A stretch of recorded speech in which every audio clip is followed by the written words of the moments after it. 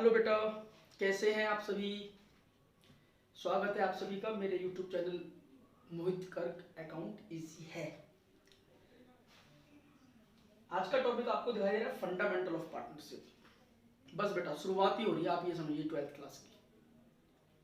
Sir 12th class की शुरुआत हो रही है कैसे? पहले थोड़ा सा फ्लैशबैक में जाते हैं 11th क्लास में। आप लोग 11th क्लास में अकाउंटेंसी का सब्जेक्ट पढ़ के आए भली भांति, बहुत अच्छे तरीके से। बोलो हाँ सर, बिल्कुल सर पढ़ के आए हैं। 11th क्लास में जो आपने अकाउंटेंसी सीखी वो कौन सी थी? Financial accounting. ठीक बात है सर। 12th में कौन सी अकाउंटिंग? यहाँ पर भी हम फाइनेंशियल अकाउंटिंग ही सीखेंगे, नो डाउट। 11th क्लास में जो आपने फाइनेंशियल अकाउंटिंग सीखी थी, पता है आपको उसमें आप फाइनेंशियल स्टेटमेंट में क्या क्या बनाया करते थे? याद है आपको थोड़ा बहुत? चलो मैं आपको याद दिला देता हूँ। आप उसमें बनाते थे सबसे पहले जर्नल, उसके बाद आप बनाते थे उसमें लेजर, लेजर से आप करते थे उसकी बैलेंसिंग, बैलेंसिंग से आप क्या बनाते थे? फिर उसके ट्रायल बैलेंस, और फिर आप बनाते थे अपने फाइनेंशियल स्टेटमेंट, जिसमें आप बनाते थे trading account, profit and loss account और बैलेंस शीट। आपको याद आ गया होगा? हाँ सर हमें बिल्कुल याद आ गया। हम बिल्कुल ऐसे ही बनाया करते थे और उनके बहुत सारे रूल्स और रेगुलेशंस को भी हम फॉलो किया करते थे। ओके, सही बात है ना? हाँ बिल्कुल सर सही बात है। लेकिन मैं आपको ये बात बता दूं साथ के साथ कि जो आप फाइनेंशियल स्टेटमेंट 11th क्लास में तैयार किया करते थे, वो फाइनेंशियल स्टेटमेंट हुआ करते थे सोल प्रोप्राइटरशिप बिजनेसमैन के। सोल प्रोप्राइटर, हाँ, जो केवल अपने बिजनेस का अकेला ही मालिक होता है, सारे रिस्क खुद ही बियर करता है, सारा मैनेजमेंट खुद देखता है, सारे प्रॉफिट और लॉस को वो खुद ही बियर करता है। आप लोगों को ये बात 11th क्लास में बहुत अच्छे तरीके से बताई गई थी। हाँ बिल्कुल सर, हमें समझ में आ गया कि 11th क्लास में जो फाइनेंशियल स्टेटमेंट हमने सीखे थे वो सीखे थे सोल प्रोप्राइटरशिप के। अब बेटा आप 12th क्लास में आ गए हो। हाँ सर हम 12th क्लास में आ गए। आपको पता है जब आप 11th क्लास में थे तो जो सोल प्रोप्राइटर ने अपना एक बिजनेस करा था ना, वो किसका था? कपड़े का बिजनेस। अब वो जो सोल प्रोप्राइटरशिप फर्म थी उसकी, आज वो बड़ी फर्म हो गई है। आप भी तो बड़े हो गए हो ना, आप 12th क्लास में आ गए हो। तो पता है आज वो सोल प्रोप्राइटर वो ये कह रहा है कि अब अकेले के मेरे बिजनेस संभालना बस की नहीं है। क्यों? क्योंकि मेरा बिजनेस दिन पर दिन बढ़ रहा है। मेरे को अब केवल और केवल अपने शहर में ही नहीं करना, मुझे और दूसरे शहरों में भी जाके ये बिजनेस करना है। तो जब मुझे दूसरे शहरों में क्या, मुझे पूरे भारत में ये बिजनेस करना है। तो जब उसको पूरे भारत में अगर ये बिजनेस करना है तो हो सकता है कि उसको ज्यादा लोगों की जरूरत पड़े, या हो सकता है कि उसको ज्यादा पैसे की जरूरत पड़े, ज्यादा कैपिटल की जरूरत पड़े। तो आपको पता है अगर उसको ज्यादा कैपिटल की या ज्यादा मैनेजमेंट में लोगों की जरूरत पड़ेगी, ज्यादा लोगों की जरूरत पड़ेगी, तो उसको अपने साथ में कुछ लोग और शामिल करने पड़ेंगे। तो उसने ऐसे ही सोचा कि भाई अब मैं अपने बिजनेस को थोड़ा एक्सपेंड करता हूँ, सोल प्रोप्राइटरशिप ना करके अब मैं एक फर्म बनाता हूँ जो होगी पार्टनरशिप फर्म। अब मैं आपको एक बात बता दूं बेटा, पार्टनरशिप फर्म बनाने के लिए कम से कम 2 लोगों की जरूरत पड़ती है। तो उसने अपने दोस्तों से बात करी, अपने मिलने वालों से बात करी कि भाई मेरे बिजनेस में आप पार्टनर बन जाओ। जब वो आपके बिजनेस में पार्टनर बनेंगे तो वो कुछ ना कुछ पैसा भी लेके आएंगे, कैपिटल भी लेके आएंगे, तब आप एक पार्टनरशिप फर्म बना करके तैयार कर लेते हो। तो आप लोगों ने जो फाइनेंशियल अकाउंटिंग सीखी थी 11th क्लास में, वो सीखी थी आपने एक सोल प्रोप्राइटरशिप की। आपने एक सिंगल व्यक्ति के अकाउंट्स बनाए थे। अब जो आप 12th क्लास में आ गए हो तो अब आप एक पार्टनरशिप फर्म की फाइनेंशियल अकाउंटिंग सीखने वाले हो। यानी कि यहाँ पर आप कुछ नया सीखोगे, कुछ बड़ा सीखोगे, कुछ अच्छा सीखोगे। ओके सर, देखो बेटा मैं आपको समझाता हूँ एक एग्जाम्पल की हेल्प से। ये PQR 3 पार्टनर हैं, ये 3 लोग हैं इंडिविजुअल अलग अलग। तो इन लोगों ने मिलकर के एक बिजनेस करने के बारे में सोचा। इसका मान लो पहले P का ही बिजनेस था, अब इसने अपने दोस्तों को और जोड़ लिया, Q को और R को। तो अब ये 3 लोग मिले। अब इन 3 लोगों ने मिलके आपस में सोचा कि भाई हम 3 लोग मिलके एक बिजनेस करेंगे।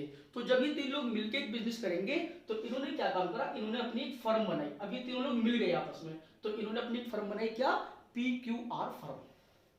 एग्री? हाँ हाँ सर एग्री। तो 3 लोग पहले इंडिविजुअल थे, पता है जब ये 3 इंडिविजुअल थे तो हम इन तीनों इंडिविजुअल को हम क्या बोलते हैं? हम इन 3 इंडिविजुअल को बोलते हैं आपस में पार्टनर, कि ये कौन है? ये पार्टनर हैं। लेकिन जब इन तीनों ने मिलकर एक फर्म बना ली तो हम इसको बोलते हैं पार्टनरशिप फर्म। क्या बोलते हैं हम इसको? Partnership firm. यानी कि इंडिविजुअली हम इनको क्या बोलते हैं? पार्टनर, और कलेक्टिवली हम इनको क्या बोलते हैं? Partnership firm. और जिस नाम से ये अपना बिजनेस करते हैं, जैसे PQR फर्म, तो ये होता है पार्टनरशिप फर्म का नाम। यहां तक की बात आपको सुनना। जी सर, हमें यहाँ तक की बात समझ में आ गई। सर एक बात तो बता दीजिए, अभी आप थोड़ी देर पहले ये कह रहे थे कि एक पार्टनरशिप फर्म बनाने के लिए कम से कम 2 लोगों की जरूरत पड़ती है। हाँ बेटा, कम से कम 2 लोगों की जरूरत पड़ेगी। ओके, ऊपर लिखा हुआ है मिनिमम 2। कितने लोग? मिनिमम 2 और मैक्सिमम 50 एज पर कंपनी मिसलेनियस रूल्स 2014 और 100 एज पर कंपनी एक्ट 2013 सेक्शन 464। सर ये क्या है? एक बात पर बता दूं मैं आपको, पार्टनरशिप फॉर्म में जो गवर्न होती है वो पार्टनरशिप एक्ट 1932 से गवर्न होती है।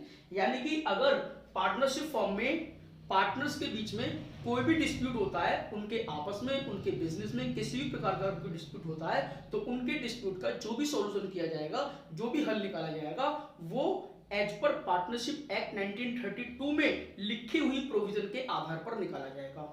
ठीक है सर, इसका मतलब तो सर ये हो गया कि पार्टनरशिप से रिलेटेड जितनी भी बातें होंगी वो एक पार्टनरशिप एक्ट 1932 में लिखी हुई होंगी। लेकिन सर हम तो ऊपर देख रहे हैं कि पार्टनरशिप फॉर्म में जो मिनिमम और मैक्सिमम नंबर ऑफ पार्टनर होंगे, यहाँ पर तो लिखा हुआ है कंपनी, ये सीओ का मतलब है कंपनी मिसलेनियस रूल। ठीक है ना, आप इसको फुल फॉर्म में लिख लेना, कंपनी मिसलेनियस रूल 2014 और कंपनी एक्ट 2014। सर ये कंपनी एक्ट क्या है बेटा? कंपनी एक्ट, जब पार्टनरशिप फर्म से कोई बड़ा बिजनेस आप करने के लिए जाते हो तो फिर हम एक कंपनी बनाते हैं, तो कंपनियों के लिए कंपनी एक्ट 2013 होता है। लेकिन यहां पर हम पार्टनरशिप फर्म पढ़ रहे हैं तो पार्टनरशिप एक्ट 1932 की हम बात करेंगे।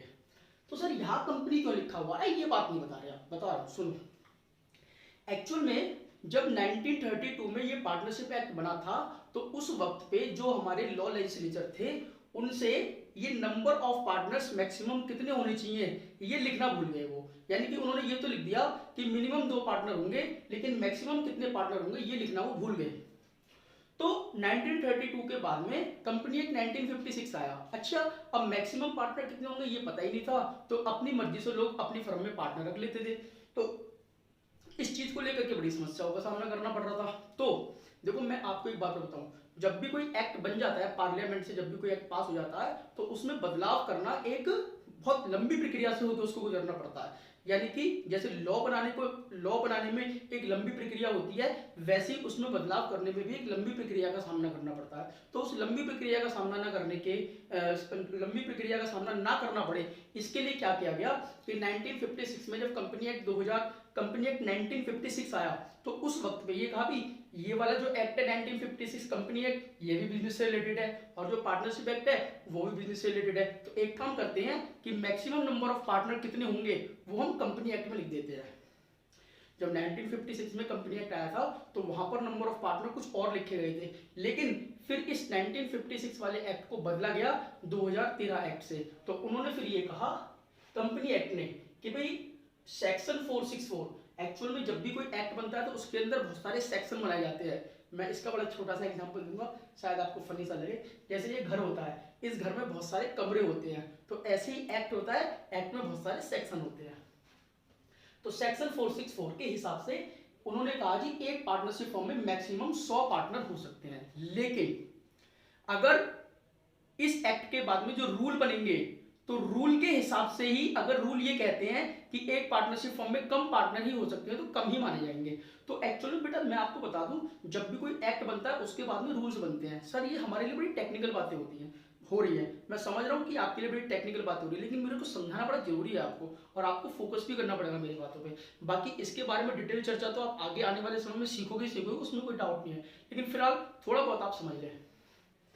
तो किसी भी एक्ट के बाद में रूल्स बनते हैं, तो रूल्स ने ये कहा कि भाई एक पार्टनरशिप फर्म में मैक्सिमम 50 पार्टनर हो सकते हैं। तो सर आप ये कहोगे कि आपके लिए आंसर क्या होना चाहिए? आपके लिए अगर कंपनी एक्ट मिसलेनियस रूल्स के हिसाब से पूछा जाए तो आप बताना मैक्सिमम 50 हो सकते हैं, और कंपनी एक्ट 2013 के हिसाब से पूछा जाए तो आप बताना एक पार्टनरशिप फर्म में मैक्सिमम 100 पार्टनर हो सकते हैं। अब मैं आपको इसके आगे की बात करता हूँ। देखिए PQR इंडिविजुअली इन्होंने अपनी एक फर्म बनाई, और फर्म बनाने के बाद में इन्होंने पता है किस चीज का बिजनेस करा, वही जो पी का चल रहा था, कपड़े का। उन्होंने कहा कपड़े का ही बिजनेस करेंगे, थोड़ा बड़े लेवल पे करेंगे, तो इन्होंने कपड़े का बिजनेस करा।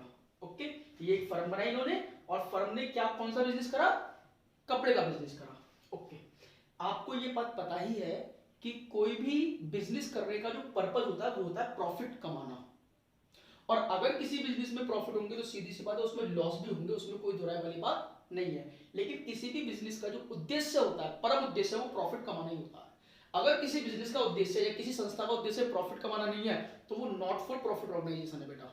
और अगर मैं आपको बता, क्योंकि पार्टनरशिप फर्म का जो पर्पज है, किसी भी बिजनेस का जो पर्पज है प्रॉफिट कमाना, और पार्टनरशिप फर्म में क्यों बनती है, प्रॉफिट कमाने के लिए बनती है। इसका मतलब आपने एनपीओ के बारे में अगर पढ़ रखा है तो एनपीओ प्रॉफिट कमाने के लिए नहीं बनती है, इसका मतलब वो कभी पार्टनरशिप फर्म भी नहीं बन सकती है। यानी कि किसी भी एनपीओ को आप as a partnership firm form नहीं कर सकते हो, उसको एज ए कंपनी फॉर्म कर सकते हो आप, लेकिन आप एज ए पार्टनरशिप फर्म उसको फॉर्म नहीं कर सकते। तो इस बात को आप ध्यान रखना, एक नंबर के लिए है ये आपकी बात। ओके बेटा, अच्छा आगे चलते हैं। तो किसी भी फर्म का जो पर्पज है वो प्रॉफिट। अब सर प्रॉफिट किसी फर्म का कैसे कैलकुलेट होगा, ठीक वैसे ही जैसे आपने 11वीं क्लास में प्रॉफिट कैलकुलेट करे थे, ठीक बात है ना। अब मैं आपको समझाता हूं कि इस पार्टनरशिप फर्म के और सोल प्रोप्राइटरशिप फर्म जो आपने 11वीं क्लास में पढ़े थे उनके फाइनेंशियल स्टेटमेंट में क्या डिफरेंस है। देखो बेटा मेरी बात सुनो, बहुत से बच्चे सोचते हैं पार्टनरशिप फर्मों की अकाउंटिंग कुछ अलग होती होगी और एक सोल प्रोप्राइटरशिप फर्म की अकाउंटिंग कुछ अलग होती होगी, ऐसा नहीं है। जो अकाउंटिंग सोल प्रोप्राइटरशिप फर्मों में होती है वही अकाउंटिंग पार्टनरशिप फर्मों में होती है और वही अकाउंटिंग कंपनियों में होती है। यानी कि चाहे तो आप करो सोल प्रोप्राइटरशिप बिजनेस, चाहे आप करो पार्टनरशिप बिजनेस, चाहे आप करो कोई कंपनी, आप खोलो कोई कंपनी, तीनों में ही फाइनेंशियल अकाउंटिंग सेम होती है। सर मतलब ये कि जर्नल एंट्री, लेजर और ट्रायल बैलेंस, यहां तक की जो अकाउंटिंग है वो तीनों में सेम है, कोई रूल्स चेंज नहीं होते। जो एंट्री आपने परचेज की, सेल की, एक्सपेंस की, असेट्स खरीदने की, असेट्स बेचने की, जो भी एडजस्टमेंट एंट्री या जो भी नॉर्मल एंट्री आपने 11वीं क्लास में सीखी है वही सारी एंट्री पार्टनरशिप फर्मों में भी ऐसी की ऐसी ही बनाई जाती है और वही सारी एंट्री कंपनियों में भी ऐसी की ऐसी बनाई जाती है। कुछ भी नया नहीं होता है, यहां पर कुछ भी नया नहीं होता। तो सर फिर हम नया क्या सीखने वाले हैं पार्टनरशिप फर्मों में, आप जरा इस चीज पर फोकस करो। बिल्कुल सुनो मेरी बात। पार्टनरशिप फर्मों में जो फाइनेंशियल स्टेटमेंट बनते हैं उसमें trading account, profit and loss account. Sir trading account तो हमने 11वीं क्लास में बनाया था, प्रॉफिट एंड लॉस अकाउंट तो हमने 11वीं क्लास में बनाया था, बिल्कुल। बैलेंस शीट सर ये भी हमने 11वीं क्लास में बनाई थी। इसका मतलब सोल प्रोप्राइटरशिप और पार्टनरशिप फर्म दोनों में ही ट्रेडिंग, पेंडल और बैलेंस शीट दोनों में बनते हैं। जब ये दोनों में एज इट इज बनते हैं और वो आपने 11वीं क्लास में सीख लिए तो हम 12वीं क्लास में आपको ये सिखाने वाले नहीं है। सीबीएसई बोर्ड साफ मना करता है, कह रहे जो चीज आपने 11वीं क्लास में सीख ली हम 12वीं क्लास में वो चीज आपको क्यों सिखाएंगे दोबारा से। ट्रेडिंग, पीएनएल और बैलेंस शीट आप 11वीं में सीख गए हो बड़े अच्छे तरीके से और आपने वहां सीख लिया, तो सर फिर 12th में क्या सिखाने वाले हो नया फाइनेंशियल स्टेटमेंट में, ये तो बताओ। बिल्कुल उसी को समझा रहा हूं। ये प्रॉफिट एंड लॉस अकाउंट आपने बनाया पार्टनरशिप फर्म का। अब ये प्रॉफिट जो आया पार्टनरशिप फर्मों का 11वीं क्लास में जो प्रॉफिट आता था, आप याद करो थोड़ा सा, उस प्रॉफिट को आप कहां पर लिखते थे, बैलेंस शीट में आप लिखते थे कैपिटल में प्लस करके, क्योंकि एक ही मालिक होता था, एक ही मालिक की कैपिटल होती थी और आप उस प्रॉफिट को उस कैपिटल में ऐड कर देते थे तो मालिक की कैपिटल बढ़ जाती थी। याद है ना आपको? हाँ सर। इसका मतलब वहां पर तो अकेला मालिक है, वहां पर प्रॉफिट को डिस्ट्रीब्यूट करने की जरूरत ही नहीं है। लेकिन पार्टनरशिप फर्मों में तो मालिक एक से ज्यादा होते हैं, 2, 4, 6, 8, 10 हो सकते हैं, बिल्कुल हो सकते हैं ना। हाँ सर। इसका मतलब ये हो गया कि जो भी प्रॉफिट ये फर्म कमाती है उस प्रॉफिट को आपको पार्टनर्स में डिस्ट्रीब्यूट करना पड़ेगा और वो प्रॉफिट डिस्ट्रीब्यूट करने के लिए जो अकाउंट हम बनाते हैं उसको हम बोलते हैं profit and loss appropriation account, लाभ हानि बंटवारा खाता। जो भी लाभ हानि आपने कमाया अपने बिजनेस में से उसको कैसे बांटे, उसको बांटने के लिए जो अकाउंट हम तैयार करते हैं वो होता है प्रॉफिट एंड लॉस एप्रोप्रिएशन। ये नई बात आप सीखोगे हमारे साथ, profit and loss appropriation account कैसे बनाया जाता है किसी भी पार्टनरशिप फर्म का। और बेटा कैपिटल अकाउंट आप 11वीं क्लास में बनाया करते थे, वहां पर अगर राम अपने बिजनेस का मालिक है तो केवल राम का ही अकाउंट बनता था। लेकिन यहां पर केवल राम नहीं होगा, यहाँ राम के साथ श्याम भी होगा, मोहन भी होगा, सोहन भी होगा, बहुत सारे लोग होंगे। तो यहाँ पर एक कैपिटल अकाउंट बनेगा, यहाँ पर बहुत सारे कैपिटल अकाउंट बनेंगे। तो इसका मतलब यहाँ पर हम पार्टनर्स के कैपिटल अकाउंट बनाना भी सीखेंगे।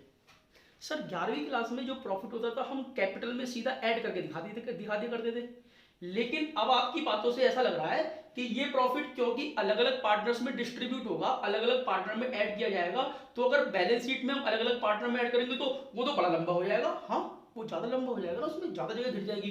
पहले राम का जोड़ोगे, फिर श्याम का जोड़ोगे, फिर मोहन का जोड़ोगे, फिर सोहन का जोड़ोगे, फिर पी का, फिर क्यू का, बहुत सारे। तो इसीलिए इस चीज से बचने के लिए हम क्या करते हैं, पार्टनर्स के अलग अलग कैपिटल अकाउंट मेंटेन करते हैं, और जो भी प्रॉफिट हम लेके जाते हैं वो पार्टनर्स के कैपिटल अकाउंट में लिखते हैं, और फिर पार्टनर्स की कैपिटल बढ़ा करके जो भी बढ़ जाती है फिर हम उसको बैलेंस शीट में शो करते हैं। समझ में आ गई बात? तो आपको मेरे साथ में इस चैप्टर में फंडामेंटल ऑफ पार्टनरशिप में दो बड़ी बातें सीखनी है, how to maintain profit and loss appropriation account और how to prepare partners capital account. ये दो बातें मेनली रूप से हम इस चैप्टर में सीखेंगे। उसके बाद एक दो टॉपिक और आपको बड़ी जबरदस्त सीखने को मिलेंगे इस चैप्टर में। बहुत ही इंपॉर्टेंट चैप्टर है बेटा, पूरा बेसिक्स इस चैप्टर के अंदर है। आप ध्यान से बातों को सुनना, ध्यान से बातों को समझना। ओके ठीक, तो ये दो बातें सर समझ में आ गया, profit and loss appropriation account और पार्टनर कैपिटल अकाउंट आप हमें इस चैप्टर में सिखाने वाले हो।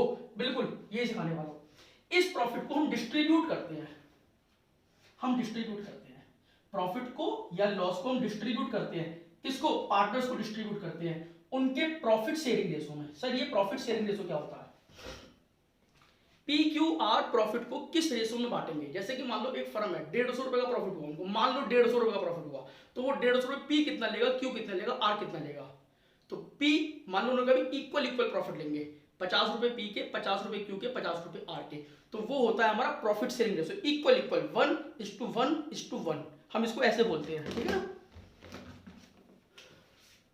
1:1:1, यानी कि इक्वल इक्वल। ये होता है हमारा PSR, प्रॉफिट शेयरिंग रेशो। हम इसको ऐसे बांटेंगे, ठीक है ना। एक चीज और यहां पे लिखी है मैंने, क्या सर? बेटा जो पार्टनरशिप फर्मों में जो पार्टनर्स को प्रॉफिट बढ़ता है वो खाली प्रॉफिट अकेला नहीं बढ़ता। आप लोगों ने अगर थोड़ा बहुत आपको ध्यान आ जाए तो आपने सुना होगा इंटरेस्ट ऑन ड्रॉइंग की और इंटरेस्ट ऑन कैपिटल की आप एंट्री डाला करते थे 11वीं क्लास में। ये इंटरेस्ट ऑन कैपिटल मालिक लेता था ना अपनी कैपिटल पे, इंटरेस्ट ऑन ड्रॉइंग हम उससे लिया करते थे। हाँ, पार्टनर्स भी ऐसे ही करते हैं। यहाँ पर पार्टनर्स प्रॉफिट को सीधा सीधा नहीं लेते। वो क्या कहते हैं, एक पार्टनर कह रहा है पी मुझे सैलरी भी चाहिए, बी कह रहा है मुझे बोनस चाहिए, सी कह रहा है मुझे कमीशन चाहिए, कोई कुछ मांग रहा है, कोई कुछ मांग रहा है। तो अलग अलग पार्टनर अलग अलग तरीके से प्रॉफिट मांगते हैं। सर वो क्यों मांगते हैं, ऐसा क्यों हो रहा है? बेटा इस चैप्टर में बहुत सारी बातें सीखनी है। सैलरी क्यों इंडिविजुअली मांगी जा रही है, बोनस क्यों इंडिविजुअली मांगा जा रहा है, कमीशन क्यों इंडिविजुअली मांगा जा रहा है, वो इंटरेस्ट ऑन कैपिटल क्यों ले रहे हैं। जब हम इन पर्टिकुलर टॉपिक पे इस चैप्टर में आएंगे ना, तब मैं आपके साथ डिटेल में चर्चा करूंगा कि वो क्यों ऐसा कर रहे हैं। फिलहाल आप ये समझ लो कि प्रॉफिट को हम केवल प्रॉफिट के रूप में ना बांट करके उसको हम सैलरी के रूप में, बोनस के रूप में, कमीशन के रूप में और इंटरेस्ट ऑन कैपिटल के रूप में बांटते हैं। सर क्या सारा प्रॉफिट ये बांट लेते हैं या थोड़ा बहुत प्रॉफिट फर्म में भी बचा के रखते हैं? फ्यूचर में मान लो कोई दिक्कत हो जाए, हाँ बचा के रखते हैं, उसको हम बोलते हैं जर्नलिज्म। ये प्रॉफिट को डिस्ट्रीब्यूट करते हैं इंटरेस्ट ऑन कैपिटल के रूप में, सैलरी, बोनस, कमीशन के रूप में, फिर प्रॉफिट और लॉस को बांटते हैं, लेकिन बांटने से पहले कुछ ना कुछ ही अपने पास रिजर्व के रूप में भी रख लेते हैं। ये चीज हमें सीखनी है इस पूरे चैप्टर में कि how to distribute profits between partners, किसके माध्यम से? Profit and loss appropriation account के। ये पूरा चैप्टर का सिलेबस है आपका। सर ये पार्टनर कैपिटल अकाउंट यहाँ कुछ लिखा है? हाँ बेटा, दो प्रकार के बनते हैं, फिक्स्ड कैपिटल अकाउंट और फ्लक्चुएट कैपिटल अकाउंट। दो प्रकार के पार्टनर कैपिटल अकाउंट बनते हैं, फिक्स्ड, फ्लक्चुएट। सर ये क्या है? जब टॉपिक पर आएंगे तो मैं आपको बताऊंगा कि फिक्स्ड कैपिटल अकाउंट क्या है और फ्लक्चुएट कैपिटल अकाउंट क्या होते हैं। फिलहाल मैं आपको दो तीन बातें और छोटी छोटी बता देता हूँ, बड़े काम की आपके लिए, बेसिक बातें ये सारी चैप्टर की। ये फर्म में जो पार्टनर बनते हैं ना, 2 या 50 जितने भी आप रखना चाहें, ध्यान रखना ये कॉम्पिटेंट पार्टनर होने चाहिए। कॉम्पिटेंट पार्टनर हम बोलते हैं जो क्वालिफाइड पार्टनर होते हैं, यानी कि जो पार्टनर बनने योग्य होते हैं। वो अयोग्य नहीं होनी चाहिए पार्टनर बनने के लिए कि उनकी कोई वो पार्टनर बन ही ना पाए। सर ऐसे कौन कौन होते हैं जो पार्टनर नहीं बन सकते या जो पार्टनर बनने के अयोग्य होते हैं, यानी कि इनकॉम्पिटेंट होते हैं? मैं आपको बताऊं, एक तो माइनर। माइनर कौन होता है? जो 18 साल से कम की उम्र का होता है, वो पार्टनर नहीं बन सकता। एक ल्यूनेटिक, ल्यूनेटिक बोलते हैं पागल व्यक्ति को, यानी कि अनसाउंड माइंड, वो भी कभी पार्टनरशिप फर्म में पार्टनर नहीं बन सकता।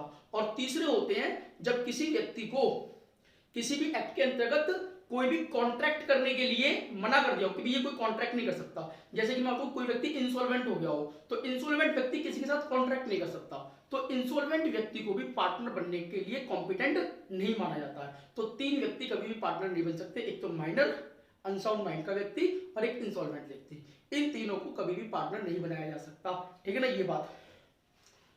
दूसरी बात, सर जो पार्टनर होते हैं इनके बीच में बहुत सारी बातें शुरू में होती होंगी जैसे कि ये पार्टनर्स कौन सा बिजनेस करेंगे, ये पार्टनर्स की जो पार्टनरशिप फर्म होगी उसका नाम क्या होगा, ये पार्टनर्स का जो हेड ऑफिस होगा वो कहां पर होगा, कौन कौन पार्टनर बनेगा, कौन पार्टनर कितनी कैपिटल लगाएगा, इनके प्रॉफिट शेयरिंग का रेशो क्या होगा, कौन पार्टनर कितनी सैलरी लेगा, कौन पार्टनर कितना बोनस लेगा, कौन पार्टनर कितना कमीशन लेगा, कौन पार्टनर कितनी इंटरेस्ट ऑन कैपिटल लेगा। ये सारी बातें इनके बीच में होती हैं और ये सारी बातें जो भी इनके बीच में तय होती हैं उन सबको ये एक कागज पे लिख लेते हैं और जिस कागज पे ये लिख लेते हैं उसी को हम बोलते हैं पार्टनरशिप एग्रीमेंट। इनके बीच में जितनी बातें होती हैं और पार्टनरशिप एग्रीमेंट को हम पार्टनरशिप डीड कहते हैं, साझेदारी संलेख। इसके बारे में हम थोड़ी बहुत चर्चा नेक्स्ट वीडियो में करेंगे और उसके बाद फिर हम आगे की बातें करेंगे। तो फिलहाल मैं इस वीडियो को यहाँ पर रोकता हूँ। आई होप कि आपको मेरी बातें बहुत अच्छे तरीके से समझ में आ गई होंगी। आज हमने कुछ ज़्यादा खास नहीं सीखा, हाँ थोड़ा बहुत बेसिक समझने की कोशिश करी कि हम इस चैप्टर में क्या सीखने वाले हैं, हम पार्टनरशिप में क्या नया सीखने वाले हैं। फिर भी अगर आपको कोई डाउट रह गया हो तो प्लीज़ मुझे कमेंट बॉक्स में जरूर लिखें। अगर आपको वीडियो अच्छी लग रही है तो वीडियो को लाइक कर दिया करो और अपने दोस्तों को शेयर भी कर दिया करो और अगर हो सके तो सब्सक्राइब भी कर देना। ओके बेटा, थैंक यू।